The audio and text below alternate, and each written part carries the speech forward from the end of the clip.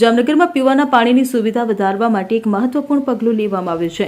રાજ્યના કૃષિ મંત્રી રાઘવજીભાઈ પટેલે ચંદ્રગઢ વાવ બેરાજા ગામની વાડી વિસ્તારમાં પાણીની પાઇપલાઇનના કામનું ખાતમુહૂર્ત કર્યું છે.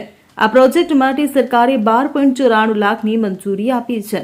આ યોજના હેઠળ 90 કિલોમીટર વ્યાસની 3 કિલોમીટર લાંબી પીવીસી પાઇપલાઇન નાખવામાં આવશે. આ પાઇપલાઇન સસોઈ જૂથ યોજનાના ચંદ્રગઢથી 50,000 લીટર ક્ષમતાના હયાત પંપ સુધી જોડાશે. મંત્રી રાઘવજીભાઈ પટેલે જણાવ્યું કે આ કામ વડાપ્રધાન નરેન્દ્ર મોદીના હર ઘર જલ વિઝનને સાકાર કરવાનો પ્રયાસ છે. તેમણે ઉમેર્યું કે સરકાર ખેડૂતોના હિતમાં કામ કરી રહી છે. ખેડૂતોને પૂરતો વીજ પુરવઠો, સિંચાઈનું પાણી અને પાકના યોગ્ય ભાવો મળે તે માટે સરકાર પ્રતિબદ્ધ છે. વાવ બેરાજા ગામની મોટાભાગની વસ્તી આસપાસના વાડી વિસ્તારોમાં રહે છે.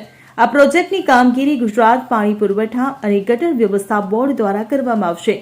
કામગીરી પૂર્ણ થયા બાદ વાડી વિસ્તારમાં રહેતા લોકોને પીવાના પાણીની સમસ્યાનો કાયમી ઉકેલ મળશે હોવાનું જણાવ્યું હતું.